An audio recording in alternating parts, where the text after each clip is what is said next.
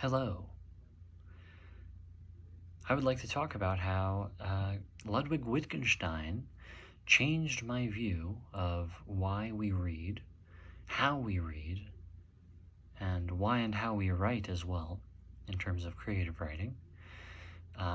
He changed my perspective of it so drastically and to such a beneficial degree that I would argue that I would be in shambles had I not learned this. And I think that many people are in shambles, perhaps because they were not aware of this information, which is why I'm happy to share this with you today.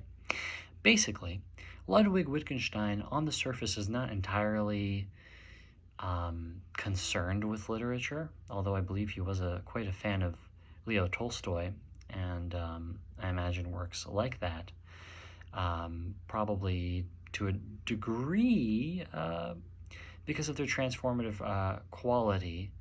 The moral insights that they reveal, Ludwig Wittgenstein was quite concerned with morality and was, generally speaking, quite connected with his conscience. You could see that not only in what he talks about, but in the way that he lives, which is why he is, although esoteric, quite inspiring to a number of people, including myself. And, when you hear about Wittgenstein's life, you hear about the influences that he had on people around him.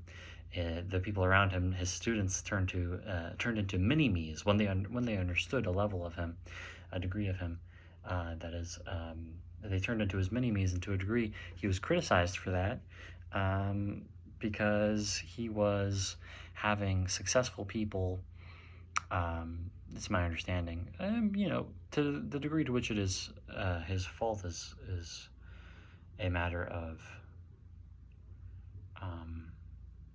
argument. We could debate that, but people would be so moved by Wittgenstein that they would drop out of college after their families had spent their life's fortune trying to get them into a really good college.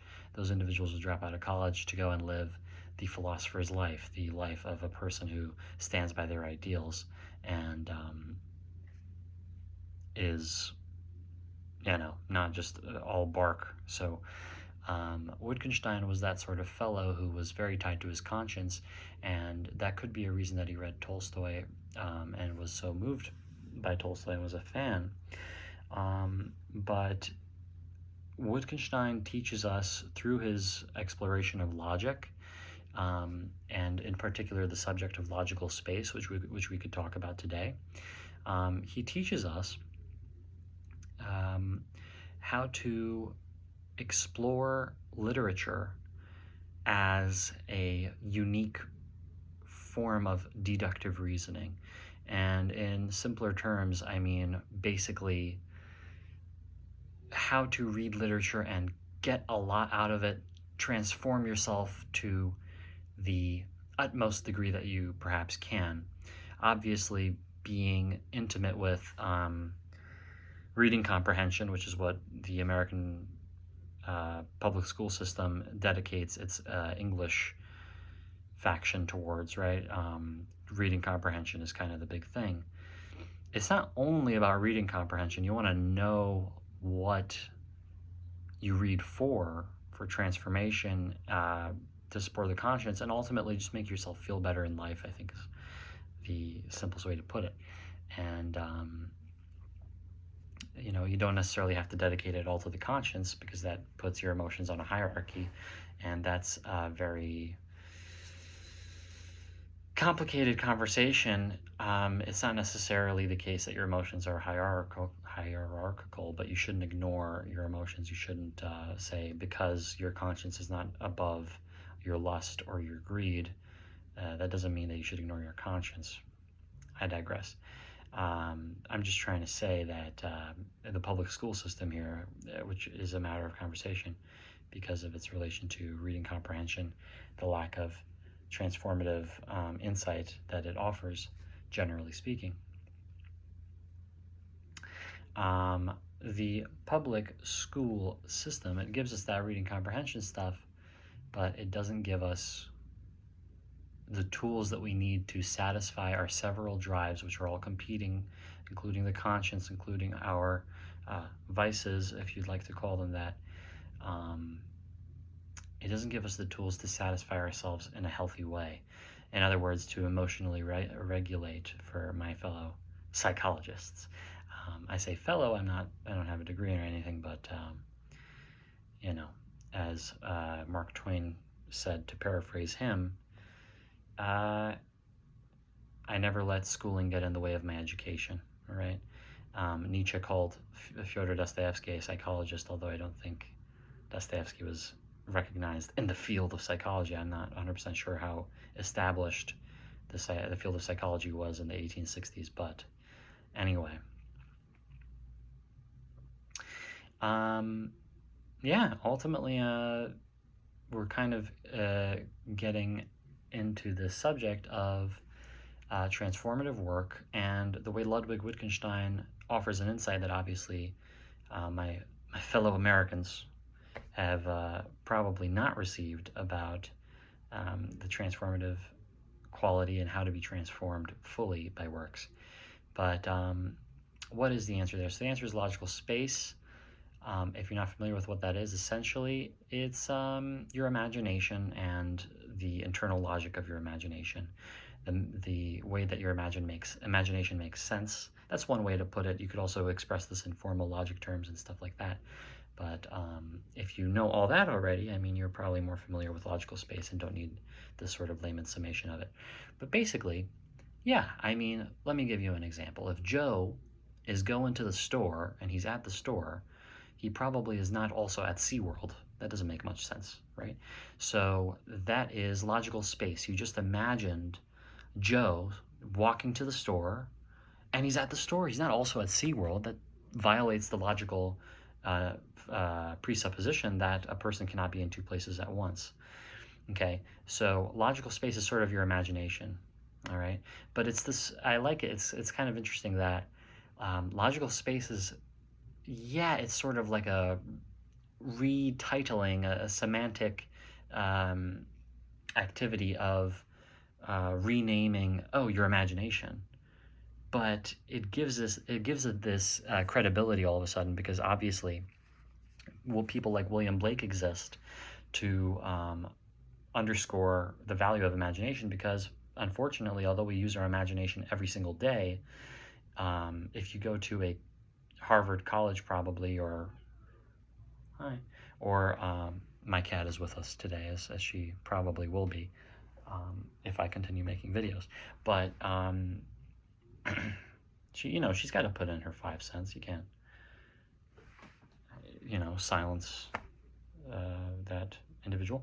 So anyway, where was I? So the imagination, right? Like, we use our imagination all the time, but it is undervalued, possibly because of the influence of Socrates. That's a whole nother conversation.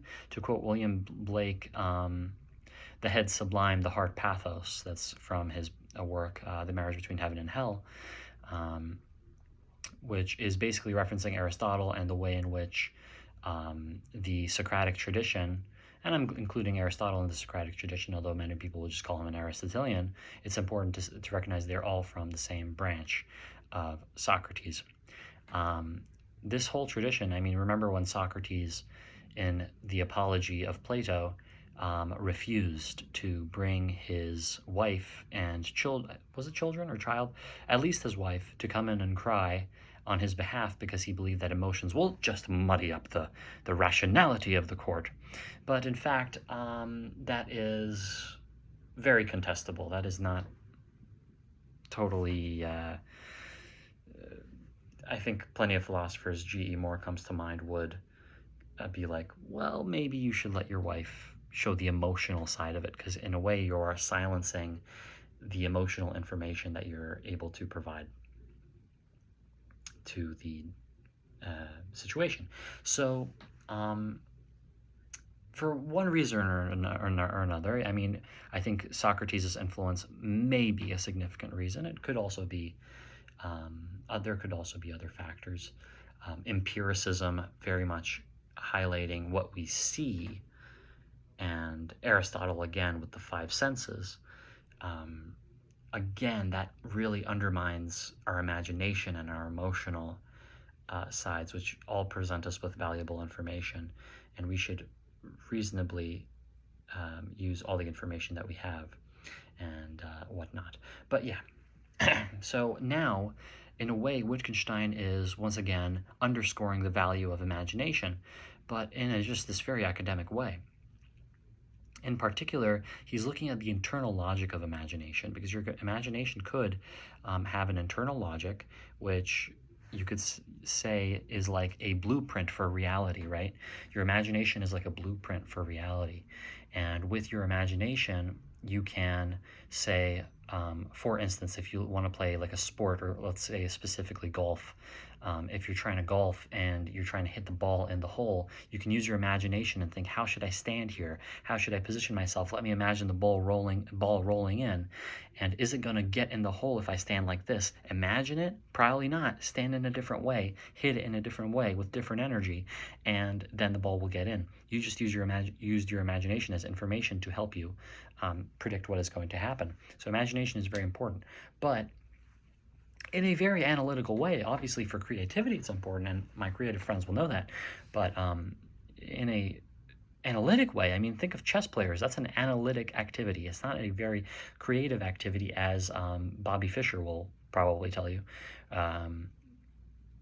It's not a very necessarily, there is creativity in it, but that's not the primary aspect of chess. It's analytic. You use your imagination all the time. You have to have spatial reasoning, I think that might be called. You have to imagine the squares that the queen is touching and all these pieces are touching. And so your imagination can be used analytically, as it is in the analytic philosophy of Ludwig Wittgenstein, and it could be used in the humanities. It could be used creatively. So all that is to say, here we have logical space. But Raph, you must be asking, how on earth does any of that help me transform myself through reading literature? How does that change the way that I read literature? Because when you understand that the internal logic reflects reality, all of a sudden you can look at your reality's internal logic, and you could see, compare and contrast the ways in which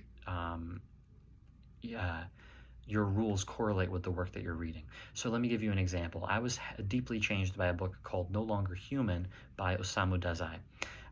That is one of my favorite books of all time because it changed me so much. At the time, I was deeply depressed, deeply anxious, the most depressed I've ever been in my life, because I was getting bullied in school. And basically what ended up happening was I remember I tried alcohol, and this was in high school. I tried alcohol, and I felt better because I was anxious from the moment I woke up to the moment I went to bed. I was in physical pain with how anxious I was. Yeah, it was rough. But that alcohol alleviated my pain, and I felt it, and I became horrified. Around the same time as that experience, I read No Longer Human by Osamu Dazai, which, if you don't know, slight spoiler alert, it's about an alcoholic. It's about a drug abuser. It's about a guy who felt in maybe not physical pain, but he was constantly anxious because of how he experienced life, basically. And he was constantly anxious, deeply depressed, and I don't know if you could hear that, but my cat is really thoughtful. All right. But he was deeply depressed, and guess what? There are some similar rules in logical space that are overlapping here. Deeply depressed, Osamu Dazai. Deeply depressed, Raph, right? Both are overlapping. Osamu Dazai, on a whim, doesn't even think about it, tries alcohol. It makes him feel better, and that ruins his life. Because now he dedicates all of his life to alcohol. If he hadn't tried it, he would have been an artist, and he would have been a good artist at that. And this work, by the way, by Osamu Dazai is incredibly related to his life. People call it semi-biographical, but it is nearly biographical, if you will. And that shows the weight of it. This was someone's life, right? And with regard to myself, again, I realized, okay, I am on the trajectory of this man.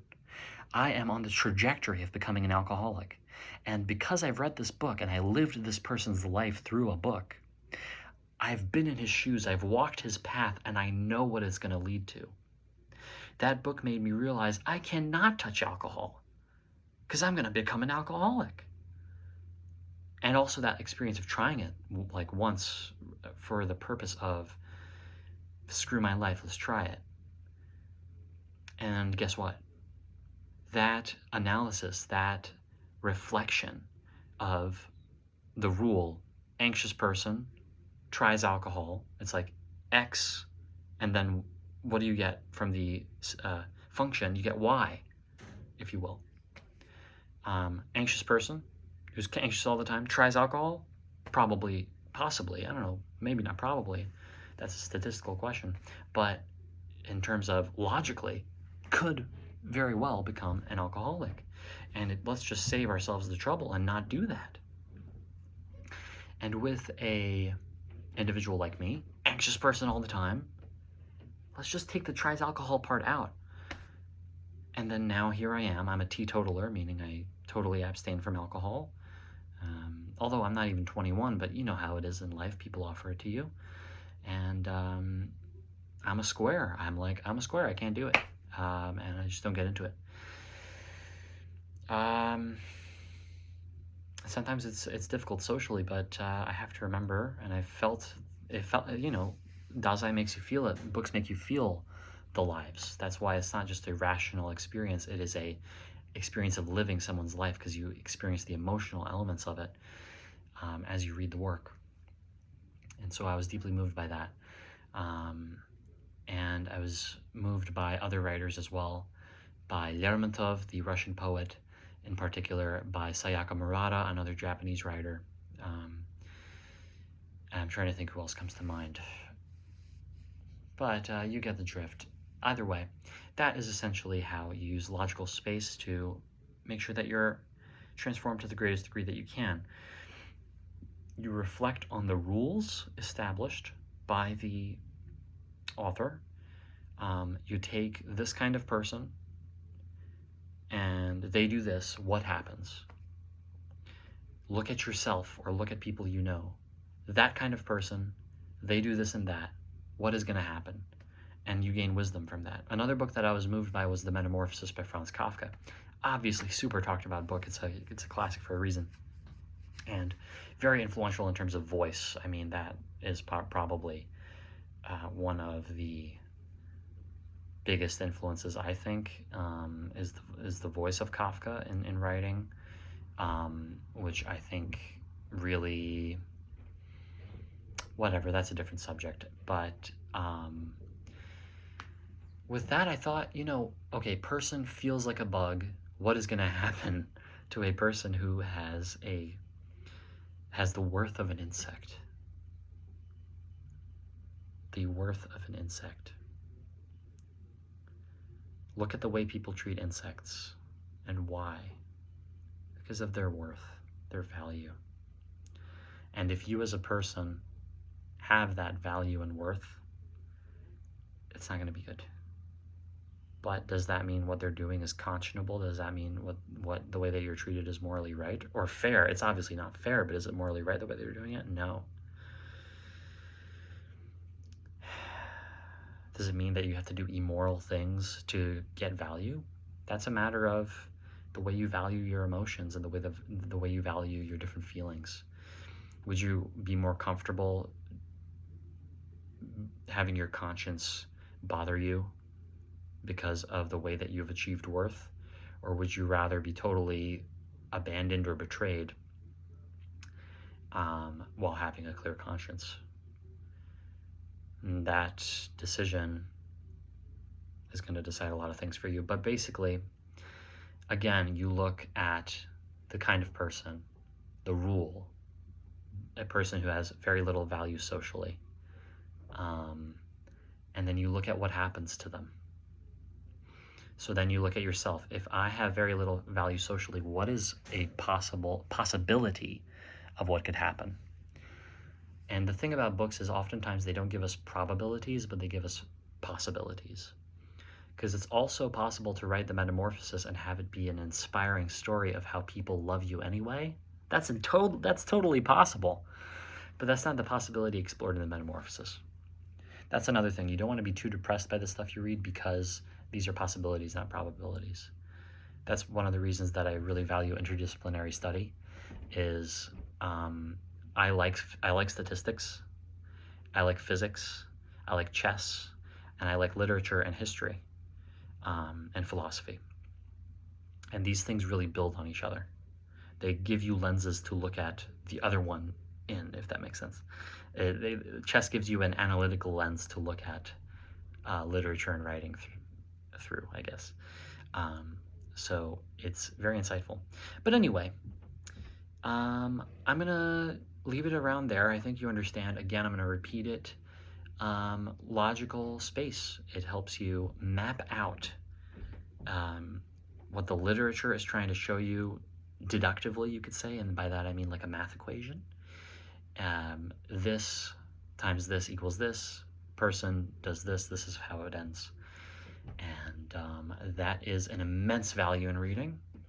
And again, we see, connecting back to the interdisciplinary talk, you know, learning Wittgenstein and learning these different fields can really help you learn, or rather, just again, look at things through different lenses, and that can really change things for you.